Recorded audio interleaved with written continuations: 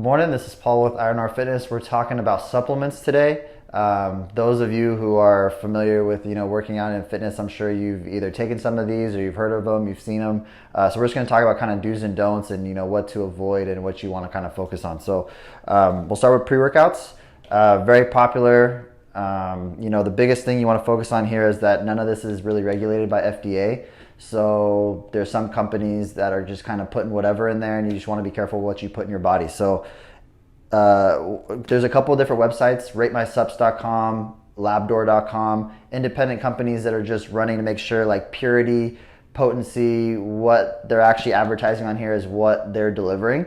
So you can kind of see, like the real popular companies, you see something that says like a proprietary blend.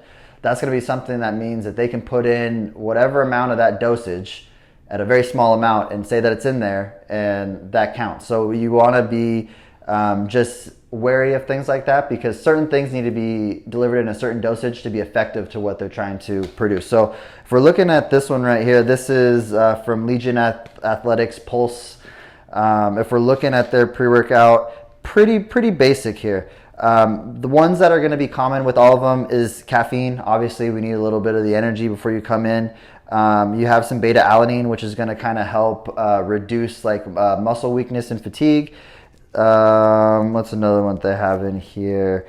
Citrulline malate. That's going to be an amino acid that's going to kind of help with like vascularity, opening up bloodways, help blood flow to like muscles. So this is another one, Pre-Extreme from NutriBio. This one has a little bit more on there, and again with these you want to be kind of a little bit wary of how much stuff they're putting in there. And if it says proprietary blend, there's no proprietary blends here, but just extra things that I don't know would say is necessary, right?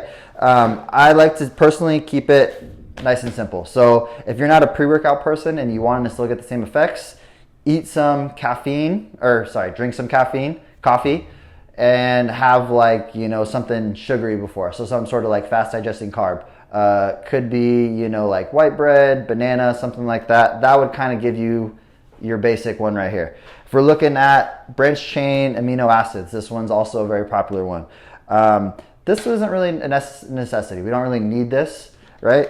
If you're eating enough protein in your diet, you already have branched chain amino acids readily available. So really the whole idea with like this is they're saying if you work out long enough, you deplete whatever fuel you had in your body with like a pre-workout meal.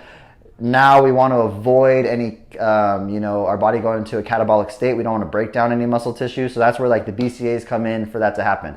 If you're a person that's doing like intermittent fasting and you want to be like working out in the morning, you're doing fasted cardio, this would be something to have as you're doing that to make sure we're not losing any muscle mass. I wouldn't say that this is a necessity though, but it is something that's very popular. So just kind of know, if you're buying this, it's not a necessity, but it's good to have on deck. This one, creatine. That is one that I recommend for pretty much everybody. A lot of benefits. If you're really trying to make the most out of your workout, this is really going to help with the ATP production. So we're really going to be able to have fast, strong, hard muscle contractions.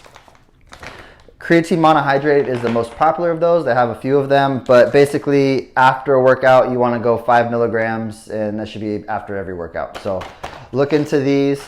Last one, protein. This is a Rule 1, pretty standard. It's a whey, and if you look on the back, you have very few ingredients. We have protein blend, whey protein isolate, natural artificial flavors, and that's pretty much it. So again, be wary of ones that have a very long list of ingredients, stuff that you can't understand or pronounce. I would kind of shy away from those. Ones that you want to focus on is just kind of straight protein and whatever the flavor is in there. There's different kinds. So you can get whey protein, you can get casein, you can get plant proteins. If you're going to get a plant protein for people that are vegan or vegetarian, just be aware of what a complete protein is. So if it's not a complete protein, you want to pair it with something that will make it complete. Casein is going to be something that's more slow digesting. You have that kind of middle of the day or at night if you're trying to gain weight. Whey protein, faster digesting. You have that right after workout. So covered a lot, basics, do's and don'ts there. If you have any more questions, you find us in the gym. See you around.